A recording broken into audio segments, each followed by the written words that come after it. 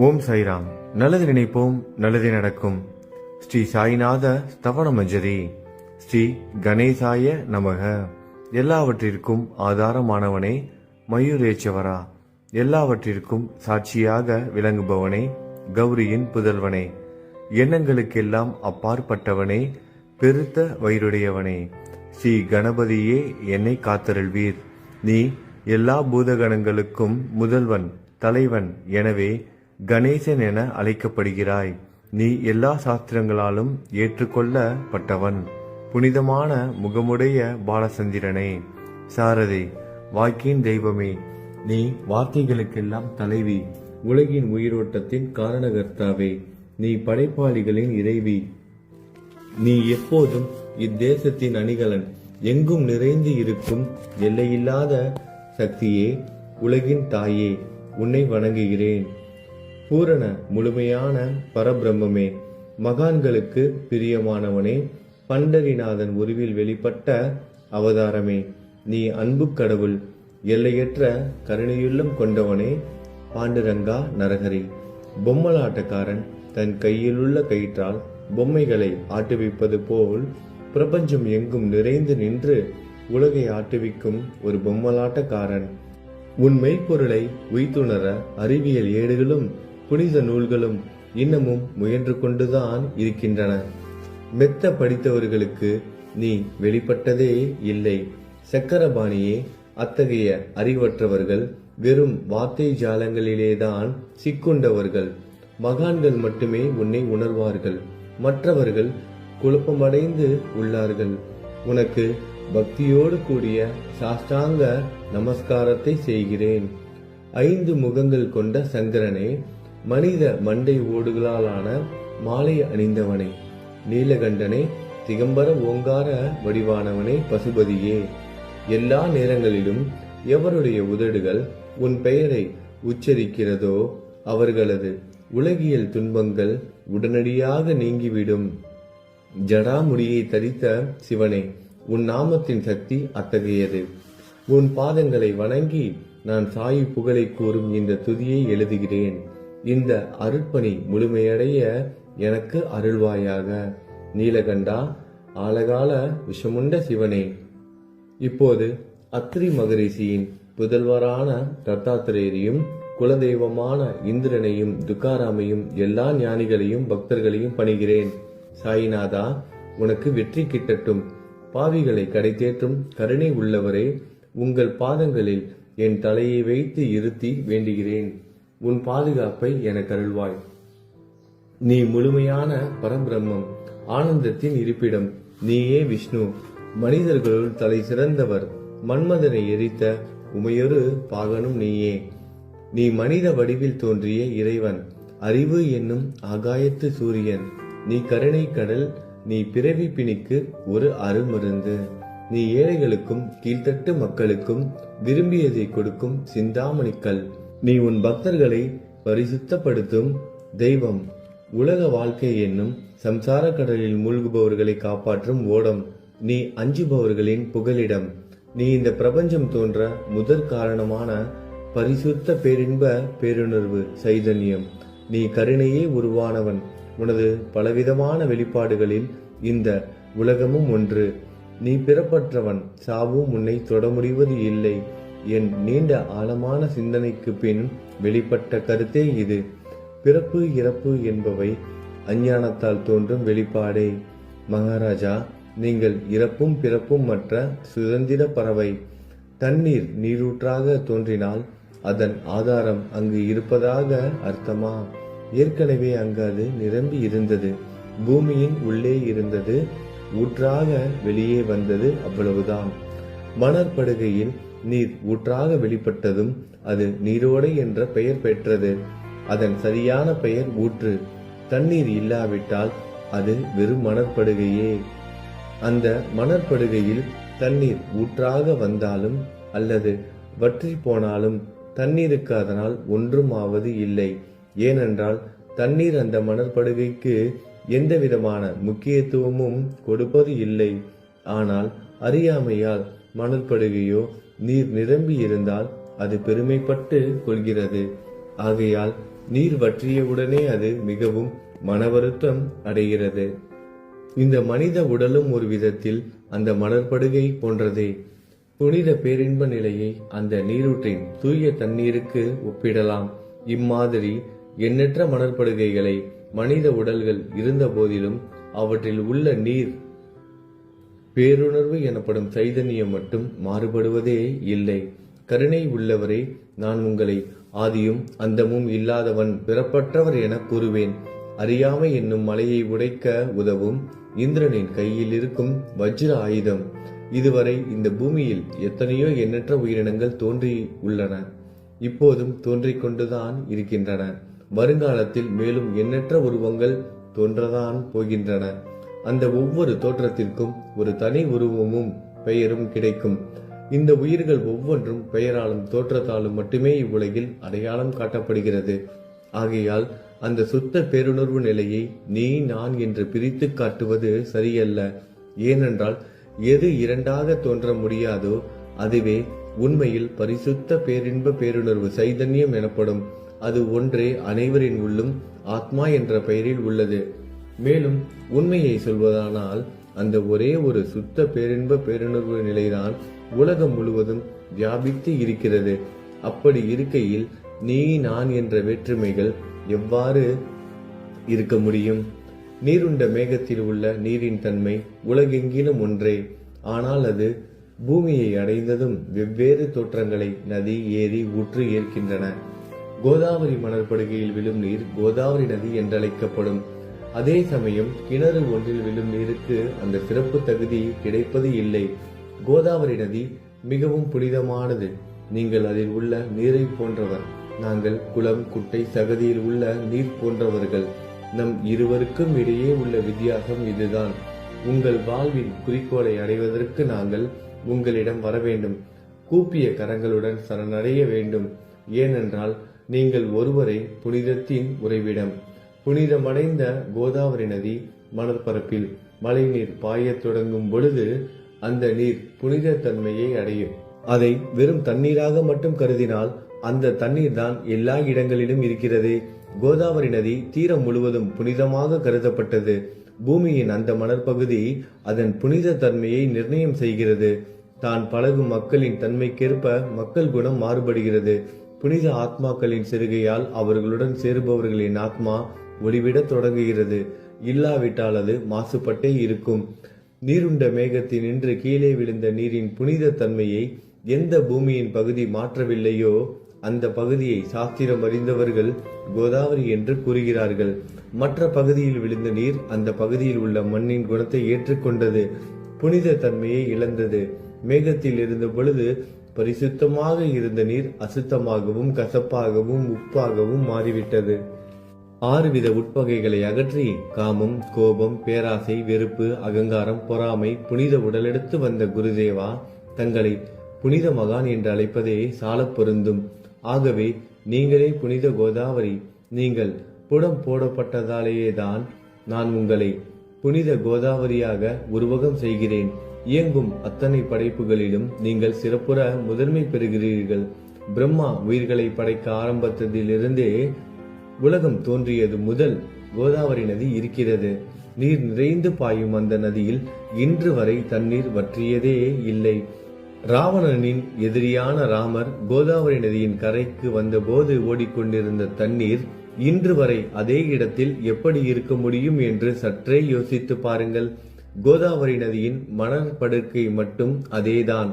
தண்ணீர் கடலை சென்றடைந்து விட்டது. ஆனால் அந்த கோதாவரி நீர்ப்படுகையுடன் புனிதத்தன்மை மட்டும் என்றுமே மாறாமல் இன்று வரை அப்படியே உள்ளது. ஒவ்வொரு வருடமும் பழைய நீர் வெளியேறி புதிய நீர் அதற்குள் பாய்கிறது. உங்களுக்கு தெரிந்த வாழ்க்கை நீதிதான் அது. ஒரு நூற்றாண்டை ஒரு ஆண்டாக கணக்கிட்டால் அந்த நூற்றாண்டில் தோன்றிய முனிவர்கள் பாயும் நீரை போன்றவர்கள். அவர்களில் மிகப்பெரிய மகான்கள் அந்த நீரில் தோன்றும் அலைகள் போன்றவர்கள். இந்த புனித கோதாவரி நதியில் முந்தைய நூற்றாண்டுகளில் சனாதர், சனதர், சனந்தனர் போன்ற மகான்கள் வெள்ளமாக தோன்றினார்கள். பிறகு நாரதர், தும்ரு, துருவன், பிரகலாதன், மகாபலி சக்கரவர்த்தி, சபரி, அங்கதன், வாயுகுமாரனான அனுமான், விதுரர், கோபர்களும் கோபியர்களும் வெள்ளமாக தோன்றினர். இவ்வாறு இன்று வரை கடந்த நூற்றாண்டுகள் ஒவ்வொன்றிலும் ஒன்றன் பின் ஒன்றாக மகான்களாகிய வெள்ளம் தோன்றியது. அவற்றை எல்லாம் என்னால் ஞாபகப்படுத்தி கூற முடியவில்லை. சாய்நாதா, இந்த நூற்றாண்டில் 19ஆம் நூற்றாண்டு புனித கோதாவரி நதியில் சந்தேகத்திற்கு இடமில்லாமல் நீங்கள் வெள்ளமாக பாய்ந்தீர்கள். எனவே உமது தெய்வீகமான பாதங்களை வணங்குகிறேன் மகாராஜா. நான் செய்யும் தவறுகளை உங்கள் கவனத்தில் வைத்துக் கொள்ள வேண்டாம் என மன்றாடி கேட்டுக்கொள்கிறேன். நான் ஒரு எளியவன், அறியாதவன், தீய குணங்கள் கொண்ட மிகப்பெரிய பாவி. என்னை புறம் தள்ளி விடாதீர்கள், கைவிட்டு விடாதீர்கள். மட்டமான உலோகத்தையும் தங்கமாக மாற்றும் சக்தி கொண்ட ரசவாதக்கல் இரும்பினுடைய இயற்கையான தன்மைகளை பொருட்படுத்துவது இல்லை. கோதாவரி நதி தன்னுள் கலக்கும் சிறு ஓடைகளை திருப்பி அனுப்புவது இல்லை. அநேக தீய குணங்களை என்னுள் கொண்டவன் நான். உங்களது கருணை மிகுந்த பார்வையால் அவற்றை சடுதியில் அழித்து விடுங்கள். இது மட்டும்தான் உங்கள் அடிமையான தாஷ்கனுவின் வேண்டுகோள்.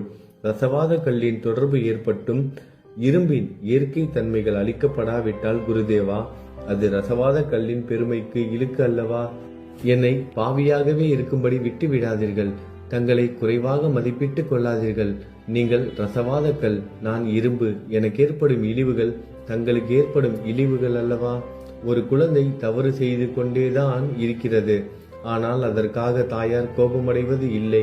இதை தாங்கள் நினைவில் வைத்துக் கொண்டு எனக்கு உங்கள் அருள் ஆசிகளை தாருங்கள். சத்குரு சாய்நாதா, நீங்கள் எனது கற்பக விருட்சம், சம்சார கடலை கடக்க உதவும் கப்பல். சந்தேகத்திற்கு இடமின்றி நீங்கள் ஒருவர் மட்டுமே என்னை கடை தேற்ற முடியும். நீங்கள் எனக்கு காமதேனுவாகிய பசு. நீங்கள் சிந்தாமணிக்கல், ஞானவானில் சூரியன் தாங்கள். நீங்கள் நற்பண்புகளின் சுரங்கம், சொர்க்கத்திற்கு ஏறி செல்ல உதவும் ஏணி நீங்கள்.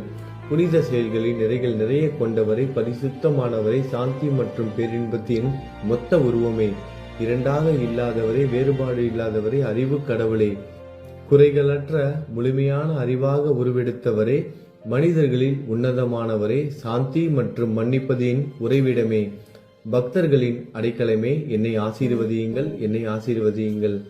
சத்குரு மச்சீந்திரநாதர். கலியுகம் ஆரம்பித்தவுடன் மகாவிஷ்ணுவால் உலகம் உய்ய அனுப்பப்பட்ட 9 நாதர்களில் ஒருவர் நீயே.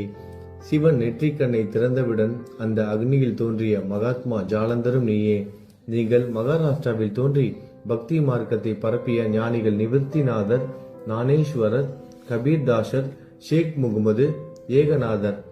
நீங்கள் போதவா தத்தகுருவின் குரு நீங்களே. பண்டரிநாதரின் அடியவர் சாவதா மாலி. நீங்கள் உண்மையில் ஆஞ்சநேயரின் மறு அவதாரம் ராமதாசர். நீங்கள் மகாராஷ்டிர ஞானி பாண்டுரங்கன் மீது அபகங்கள் என்னும் கீர்த்தனை நிறைய இயற்றிய துகாராம். சாயிநாதா, நீங்கள் முஸ்லிம் ஞானி ராம பக்தர். நீங்கள் தத்தாத்திரேயரின் மறு அவதாரம் மாணிக் பிரபு. உங்களது இன்றைய அவதாரம் தோற்றம் மற்றும் உங்களுடைய எண்ணற்ற தன்மைகளை புரிந்து கொள்ள உண்மையில் கடினமாக இருக்கிறது. உங்களது ஜாதி குலம் பற்றிய எதையும் நீங்கள் எவருக்கும் வெளிப்படுத்தியது இல்லை. சிலர் உங்களை முஸ்லீம் என்கிறார்கள், சிலர் உங்களை பிராமணர் என்கிறார்கள். கிருஷ்ணரை போன்று எண்ணற்ற தெய்வீக லீலைகளை செய்வதெல்லாம் உங்களுக்கு ஒரு விளையாட்டு. ஸ்ரீ கிருஷ்ண பரமாத்மாவை பார்த்து உயிர்த்துணர்ந்த பல்வேறு மக்கள் பலவிதமான பெயர்களிட்டு அவரை அழைத்தனர். சிலர் அவரை யது குலத்தின் அணிகலன் என்றார்கள். சிலர் அவரை மாடுகள் மேய்க்கும் இடையன் என்றனர். யசோதை அவரை பச்சிலம் குழந்தை என்றாள். கிருஷ்ணனின் மாமனாகிய கம்சன் அவரை மகா காலன், உயிரை குடிக்கும் யமன் என்றான். அர்ஜுனன் அவரை எங்கும் நீக்கமர நிறைந்துள்ளவர் என்றான். அவ்வாறே குருநாதா, ஒவ்வொரு மனிதனின் மனநிலைக்கு ஏற்ப, அவரவர் எண்ணங்களுக்கு ஏற்ப உங்களுக்கு பெயர்களை சூட்டினார்கள். மசூதி நீங்கள் வாழும் இருப்பிடம். உங்கள் காதுகள் குத்தப்படவில்லை. இந்து மத வழக்கப்படி காதுகள் குத்தப்பட வேண்டும். பாத்தியா ஓதுவதை பார்த்து நீங்கள் முஸ்லீம் என்று கூறுவது பொருத்தமானதே. கருணாமூர்த்தியே, அதேபோல் நீங்கள் அக்னியை வழிபடுவதை பார்த்து நீங்கள் ஒரு இந்து என்று முடிவு செய்யப்பட்டது. இந்த வெளிப்புற வித்தியாசங்களை வீண் விவாதம் செய்யும் எண்ணம் கொண்டவர்களே விரும்புவார்கள். உண்மையான ஞானத்தில் ஆர்வம் கொண்டவர்கள் இந்த வெளிப்புற வேறுபாடுகளுக்கு முக்கியத்துவம் தரமாட்டார்கள். நீங்கள் பிரம்மத்தின் நிலையில் இருக்கிறீர்கள். ஜாதி குலம் போன்றவை உங்களுக்கு முக்கியம் இல்லை. நீங்கள் எல்லோருக்கும் மேலான உயர்ந்த குருவாகவும் இந்த பிரபஞ்சத்தை படைத்தவராகவும் இருக்கிறீர்கள். முஸ்லிம் இந்துக்களுக்கிடையே பகைமை உணர்வு ஏற்பட்டதால் அவர்களுக்கிடையே இணக்கமான உறவையும் ஒற்றுமையையும் ஏற்படுத்துவதற்காகவே நீங்கள் மசூதியில் அமர்ந்து அக்னி வழிபாட்டை நடத்தி உங்கள் லீலைகளை பக்தர்களுக்கு காட்டினீர்கள். நீங்கள் ஜாதி மதங்களுக்கு அப்பாற்பட்டவர். நீங்கள் பிரம்மமே. உண்மையில் அதுவே நீங்கள் உண்மையில் எண்ணங்களுக்கும் அப்பாற்பட்டவர். உங்களை பற்றிய வாத பிரதிவாதங்கள், ஊகங்கள், ஆதாரம் இல்லாத கருத்துக்கள் நடமாடும் இடத்தில் என் வார்த்தைகளுக்கு முக்கியத்துவம் எப்படி கிடைக்கும்? ஆனால் உங்களை பார்க்கும் பொழுது என்னால் மௌனமாக இருக்க முடியவில்லை. வார்த்தைகளால் போற்றுதலே உலக வழக்கில் உள்ள ஒரே வழக்கம். ஆகையினால் உங்கள் அருளாசியுடன் வார்த்தைகளால் எப்படியெல்லாம் போற்ற முடியுமோ அவ்வண்ணமே போற்றி புகழ்கிறேன். கடவுளின் நிலையை விட மகான்களின் நிலை வேறுபட்டு மிக உயர்ந்ததாகவும் இருக்கும். மகான்களின் அருகில் நான் எனது போன்ற எண்ணங்களுக்கு இடமே இல்லை. கடவுளை வெறுத்ததால் இரணியகசிபுவும் ராவணனும் கொல்லப்பட்டனர். மகான்கள் கைகளால் இத்தகைய துர்சம்பவங்கள் ஏற்பட்டதே இல்லை. அரசன் கோபிசந்தன் முனிவர் ஜாலந்தரை சாணக்குவியலுக்குள் புதைத்தான். ஆனால் அந்த நிலையிலும் அரசரின் அந்த செயலுக்காக அந்த முனிவர் வருத்தப்படவே இல்லை. அரசனின் அந்த செயலுக்கு நேர்மாறாக அந்த அரசனை சம்சார சூழலில் இருந்து விடுவித்து அவனை முக்தியடைய செய்தார். மகான்களின் சக்தி இப்படிப்பட்டதே. அவற்றை விவரித்து கூற முடியாது. மகான்கள் சூரியனை போன்றவர்கள். அவர்கள் கருணை ஒளிவிட்டு பிரகாசிக்க கூடியது. மகான்கள் சந்திரனை போல் இதயத்திற்கு ஆறுதல் கொடுப்பவர்கள். சந்திரனின் மேன்மையான ஒளிக்கதிர்கள் போல் அவர்களது அருள் ஒளி வீசும். மகான்கள் இதமளிக்கும் கஸ்தூரி போன்றவர்கள். அவர்கள் அருள் அதன் நறுமணம் போன்றது. மகான்கள் சாறு நிரம்பிய கரும்பு போன்றவர்கள். அவர்களின் அருள் அந்த கரும்பு சாற்றினை போல் இனிப்பானது. நிச்சயமாக மகான்கள் நல்லவர்களிடமும் தீயவர்களிடமும் ஒரே விதமாக நடந்து கொள்கின்றனர். அதற்கும் மேலாக பாவிகளிடம் அவர்கள் காட்டும் அன்பு அளவிட முடியாதது. கோதாவரி நதியில் அழுக்கடைந்த துணிகளை சுத்தம் செய்யப்பட வேண்டி வருகின்றன. சுத்தமான துணிகள் கோதாவரி நதியை நின்று வெகு தூரத்தில் பெட்டியிலேயே தங்கிவிடுகின்றன. பெட்டியில் வைக்கப்பட்டிருந்த அந்த துணியும் ஒரே ஒரு முறை கோதாவரி மணற்படுகைக்கு நன்றாக துவைப்பதற்காக வந்ததுதான். இந்த ஓமையில் பெட்டிதான் வைகுண்டம், நீங்களே கோதாவரி. கோதாவரி நதிக்கரையே நம்பிக்கை. எல்லா உயிரினங்களும் துணிகள். 6 விதமான மன விகாரங்களே அவற்றை பற்றியுள்ள அழுக்கு. அவை காமம், கோபம், கஞ்சத்தனம், மதம், பொறாமை, மோகம் என்பவையே. தங்கள் பாதார விந்தங்களை வணங்குவதை கோதாவரியில் செய்யப்படும் புனித குளியல் எல்லா பாவங்களையும் மன அழுக்குகள் போக்கி சமத்தரே எங்களை சுத்தப்படுத்தும். சம்சார வாழ்க்கையில் உழலும் மக்களாகிய நாங்கள் மேலும் மேலும் பாவம் செய்கிறவர்களாக இருக்கிறோம். எனவே மகான்களின் தரிசனம் பெறுவதற்கு நாங்கள் தகுதியுடையவர்கள் ஆகிறோம். கோதாவரி நதியில் தண்ணீர் நிரம்பி உள்ளது. படித்துறையில் துவைப்பதற்காக துணிகள் வருகின்றன. அவை துவைக்கப்பட்டு சுத்தப்படுத்தப்படாவிட்டால் அது கோதாவரி நதிக்கல்லவா இழுக்கை தேடி தரும். நீங்கள் அடர்ந்த இலைகளுடன் கூடிய நிழலையும் குளிர்ச்சியையும் தரும் மரம். உண்மையில் நாங்கள் வழிபோக்கர்கள். எங்களை 3 வித துக்கங்கள், இயற்கை இடர்பாடுகளால் வரும் துன்பங்கள், நமது உடலுக்கு வரும் நோய் நொடிகள், அஞ்ஞானத்தால் நிரம்பிவிடும் பாவ மூட்டை எனப்படுவையில் சுட்டரிக்கின்றன. கருணாமூர்த்தியே, அந்த சுட்டரிக்கும் 3 வித தாபங்களின் வெப்பத்திலிருந்து எங்களை காப்பாற்றும். தங்கள் அன்பு மிகுந்த கருணை என்னும் குளிர் நிழல் இந்த சம்சாரம் என்னும் வாழ்க்கை கடலை கடக்க உதவும் தன்மை கொண்டது. மரத்தின் அடியில் அமர்ந்தும் ஒருவன் சூரியனின் சுட்டரிக்கும் வெப்பத்தை உணர்ந்தால் அந்த மரத்தை நிழல் தரும் மரம் என்று கூற முடியுமா? பாருங்கள், உங்கள் அருளின்றி இந்த உலகில் நல்லது என்பது ஏற்படுவது இல்லை. எனவே தர்மத்தை நிலைநிறுத்துவதற்காக சேஷசாயி பாம்பு படுக்கையில் இருப்பவனே அர்ஜுனனுக்கு நண்பனாக, வழிகாட்டியாக மற்றும் ஆன்மீகவாதியாக மாறினார். சுக்ரீவனின் அன்பினாலேயே விபீடனன் அரசன் ராமனின் நட்பை பெற்றான். ஸ்ரீ ஹரியும் மகான்கள் மூலமாகத்தான் பெருமை பெற்றார். பிரம்மம் உருவமற்றது. எனவே வேதங்களால் அதை வர்ணிக்க முடியவில்லை. பூமியில் அதை மனித உருவில் தோன்ற வைத்து மகான்கள் அதன் உருவமற்ற தன்மையை மாற்றினர். காமாட்சி என்ற பக்தருக்காக பாண்டுரங்கனை ஒரு தாழ்த்தப்பட்ட குலத்தில் பிறக்க வைத்தார். சோகமேளா என்ற பக்தருக்காக உலகின் தெய்வமாகிய இறைவனை இறந்த எருமைகளின் உயிரற்ற உடல்களை எடுக்க வைத்தார். மகான்களின் பெருமையை உணர்ந்த இறைவன் தண்ணீர் சுமந்து உழைத்தார். உண்மையில் மகான்கள் எல்லாவற்றையும் தாங்கும் சக்தியும் சச்சிதானந்த பிரபுவும் ஆகிய இறைவனின் எஜமானர்களே. இதற்கு மேலும் சொல்வதற்கு ஏதும் இல்லை. நீங்களே என் தாயும் தந்தையும். ஷீரடி கிராமத்தில் வசிக்கும் சத்குரு சாயிநாதா பாபா, உங்கள் லீலைகளை எவர் ஒருவராலும் உண்மையிலேயே முழுமையாக புரிந்து கொள்ள முடியாது என்கிற போது சாதாரண மனிதனாகிய நான் எவ்வாறு அவற்றை விளக்க முடியும் என்று கூறுங்கள். எல்லா உயிரினங்களையும் காப்பாற்ற நீங்கள் ஷீரடிக்கு வந்திருக்கிறீர்கள். மண் அகல் விளக்குகளில் வெறும் தண்ணீரை ஊற்றி அவற்றை எரிய வைத்தீர்கள். மிக குறுகிய மரப்பலகையை கொஞ்சம் ஊஞ்சல் படுக்கையாக்கி உங்கள் யோக சக்தியை உங்கள் பக்தர்களுக்கு காட்டினீர்கள். அநேக பெண்களின் மலட்டுத்தன்மையை முழுவதுமாக நீக்கினீர்கள். உதியின் மூலம் அநேக பேரின் வியாதிகளை குணமடைய செய்தீர்கள். இவ்வுலக சம்பந்தமான துன்பங்களை நீக்குவது உங்களுக்கு ஒரு பொருட்டே அல்ல. யானை ஒன்று எறும்பை சுமையாக கருதுமா? குருராயா, இப்பொழுது இந்த எளியவன் பால் கருணை காட்டுங்கள். உங்கள் பாதங்களில் சரணடைந்து விட்டேன். என்னை திருப்பி அனுப்பி புறம் தள்ளி விடாதீர்கள். மகாராஜ், நீங்கள் அரசர்களுக்கெல்லாம் அரசன். நீங்கள் குபேரனை விட செல்வம் அடைந்தவர். நிச்சயமாக தன்னிகரற்ற வைத்தியர். உங்களை விட மேலானவர் எவரும் இல்லை. மற்ற கடவுள்களை வணங்குவதற்கு தனித்தனியாக பூஜை பொருட்களும் வழிபாட்டு முறைகளும் உள்ளன. ஆனால் உங்களை வணங்குவதற்கு தகுதியான பொருட்களே இந்த உலகில் இல்லை. சூரியனின் ராஜ்யத்தில் தீபாவளி பண்டிகையை கொண்டாடுவது என்றால் எவ்விதமான பொருட்களை கொண்டு அதை கொண்டாடுவோம்? சமுத்திரத்தின் தாகத்தை தணிக்க பூமியில் போதுமான தண்ணீர் கிடைக்காது. நெருப்பை சூடாக்குவதற்கு எங்கிருந்து அக்னியை கொண்டு வருவது? ஸ்ரீ சமர்த்த குருராயா, பூஜை செய்ய உதவும் பொருட்கள் யாவற்றிலும் இருப்பது உன் ஆத்மாவே. ஆரம்பம் முதலே அவை உன் ஒரு பகுதியே. மேலே கூறப்பட்டவை எல்லாம் தத்துவார்த்த ரீதியில் கூறப்பட்டவையே. எனக்கு ஏற்பட்ட அடிப்படையில் கூறப்பட்டவை அல்ல. அனுபவங்கள் இன்றி கூறப்படும் வார்த்தை ஜாலங்கள் வீணே. சம்பிரதாய சடங்குகளின்படி உங்களுக்கு பூஜை செய்ய வேண்டும் என்றால் அதனை செய்வதற்கு தேவையான பூஜை சாமான்கள் என்னிடத்தில் இல்லை என் குருநாதா. கருணையுடையவரை, அடிக்கடி என் கற்பனை திறனின் அடிப்படையில் உங்களுக்கு நான் வழிபாடு செய்கிறேன். அந்த வழிபாட்டை இந்த அடிமையிடமிருந்து ஏற்றுக்கொள்ளுங்கள். இப்போது என் அன்பு கண்ணீரால் உங்கள் கால்களை கழுவுகிறேன். உண்மையான பக்தி என்னும் சந்தனத்தை அரைத்து சாந்தாக்கி உமக்கு இடுகிறேன். அழகிய வார்த்தைகளால் எழுதப்பட்ட இந்த துதி என்னும் கம்னியை உமக்கு அணிவிக்கிறேன். இந்த புகழ் மாலையை உங்கள் கழுத்தை சுற்றி அணிவிக்கிறேன். என் கெட்ட குணங்களை தூபமாக்கி உமக்கு முன் எரிய விடுகிறேன். தீய குணங்களின் கூட்டு பொருளே ஆனாலும் அது எரியும் போது அதிலிருந்து தீய வாசனை எழுவது இல்லை.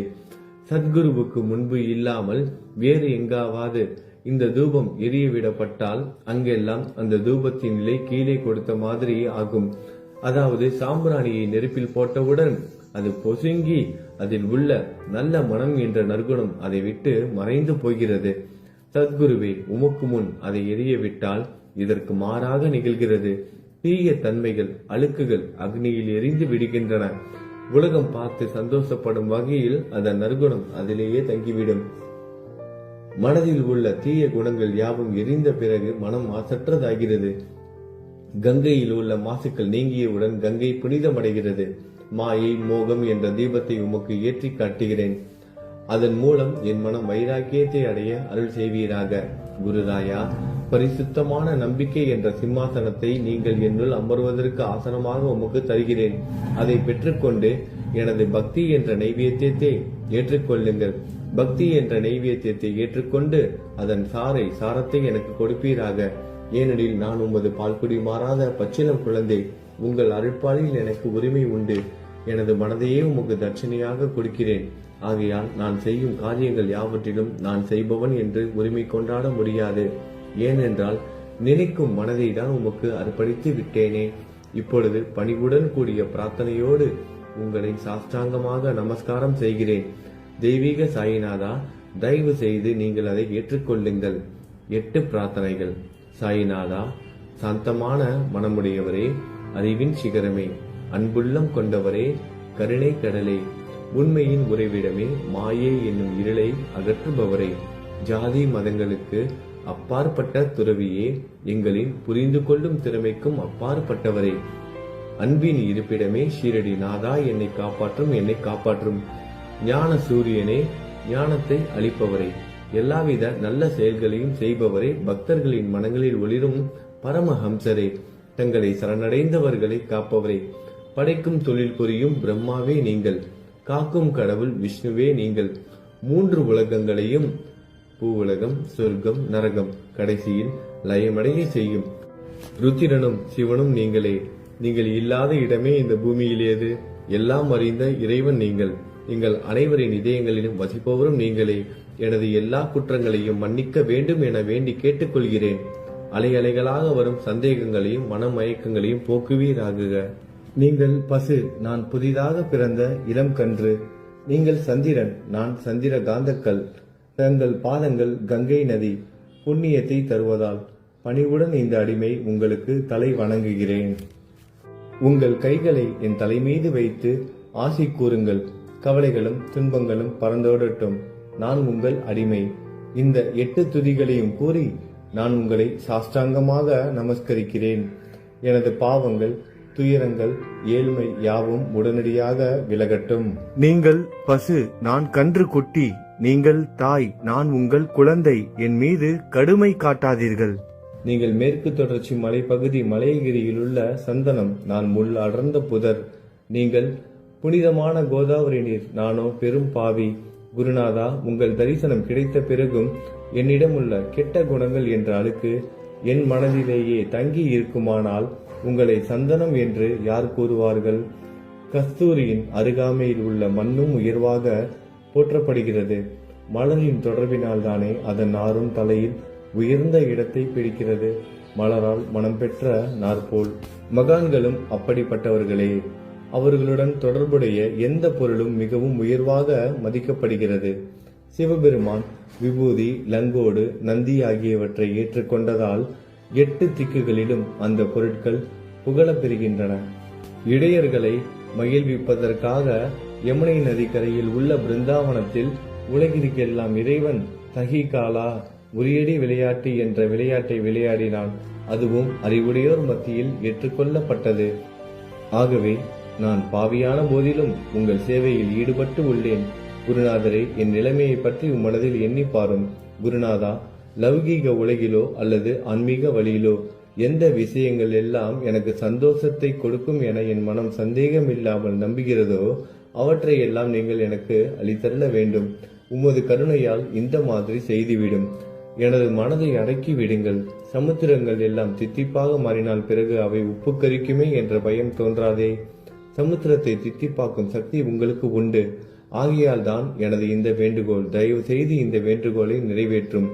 என்னிடம் என்னென்ன குறைகள் உண்டோ அவை அனைத்தும் உங்களுடையதே. ஆத்ம ஞானம் பெற்றவர்களில் முதலிடத்தில் உள்ள உங்களிடம் குறை என்பதை பொருந்தாதே. இப்போது இதற்கு மேலும் நான் ஏன் அதிகம் பேச வேண்டும்? நீங்கள் தான் எனது ஒரே அடைக்கலம். தாயின் இடுப்பில் உள்ள குழந்தை இயல்பாகவே பயமற்று இருக்கும். மகாராஜ், இந்த துதியை எவரவர்கள் அன்புடன் படிக்கிறார்களோ அவர்கள் ஒவ்வொருவரின் ஆசைகளை தயவு செய்து நிறைவேற்றும். இந்த துதியை படிப்பவர்களின் 3 வித தாபங்களையும், இயற்கை இடர்பாடுகளில் வரும் துன்பங்கள், நமது உடலுக்கு வரும் நோய் நொடிகள், அஞ்ஞானத்தால் நிரம்பிவிடும் பாவம் மூட்டை 1 ஆண்டிற்குள் விலகிவிடும் என்பதை இந்த துதிக்கு உங்களது ஆசையாக என்றென்றும் நிரந்தரமாக இருக்கட்டும். குளித்து முடித்துவிட்டு மனதில் முழுமையான நம்பிக்கையுடன் தொடர்ந்து இந்த துதியை பாராயணம் செய்ய வேண்டும். அப்படி முடியாவிட்டால் வாரம் வாரம் வியாழன் தோறும் சத்குருவை வணங்கி அவர் உருவை தியானம் செய்து கொண்டு இந்த துதியை பாராயணம் செய்யுங்கள். இதுவும் கூட முடியாவிட்டால் மாதம் மாதம் வரும் 2 ஏகாதசி தினங்களில் இந்த துதியை பாராயணம் செய்யுங்கள். இது ஏற்படுத்தும் விளைவுகளை பார்த்து அதிசயப்படுவீர்கள். குருமூர்த்தியான சாயிநாதர் இந்த துதியை பாராயணம் செய்பவர்களுக்கு இவ்வுலகியல் ஆசைகளை முழுமையாக உடனடியாக நிறைவேற்றுவார். இந்த துதியை திரும்ப திரும்ப பாராயணம் செய்வதால் முட்டாள்கள் கூர்மையான புத்தியை அடைவார்கள். யாராவது வாழ்நாளாவது குறைவானதாக இருப்பின் இந்த துதியை அவர்கள் படிப்பதால் 100 ஆண்டு காலம் வாழ்வார்கள். இந்த துதியை தொடர்ந்து பாராயணம் செய்து வந்தால் செல்வம் குறைவாக இருந்தால், ஏழையாக இருந்தால் செல்வத்தின் அதிபதி குபேரன் அவர்கள் வீட்டிற்கு வந்து தங்கி அவர்களுக்கு ஏவல் புரிவான். இது சத்தியம், இது சத்தியம், இது சத்தியம் என 3 முறை கூறுகிறேன். குழந்தை செல்வம் இல்லாதவர்கள் இந்த துதியை தொடர்ந்து படித்து வந்தால் குழந்தை செல்வம் பெறுவர். இந்த துதியை படிப்பவர்களின் வியாதிகள் எல்லா பக்கங்களிலும் பறந்தோடிவிடும். வியாதியை நின்று குணம் கிடைக்கும். இந்த துதியை திரும்ப திரும்ப படிப்பதால் பயம் மற்றும் கவலை மறைந்து போகும். மதிப்பும் மரியாதையும் கிடைக்கும். அழிவற்ற பிரம்மத்தை உணர்வார்கள். பிரம்ம ஞானம் கிட்டும். அறிவுடையோரே, இந்த துதியின் மீது உங்கள் இதயங்களில் முழுமையான நம்பிக்கை வையுங்கள். சந்தேகங்கள், நம்பிக்கையின்மை, தவறான எண்ணங்கள் ஆகியவற்றிற்கு கொஞ்சம் கூட மனதில் இடம் கொடுக்காதீர்கள். சீரடிக்கு புனித பயணம் மேற்கொள்ளுங்கள்.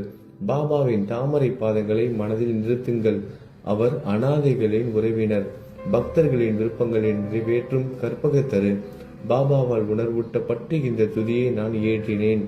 இல்லாவிட்டால் எவ்விதமான முக்கியத்துவமும் இல்லாத என்னால் இந்த துதியை எவ்வாறு எழுத முடியும்?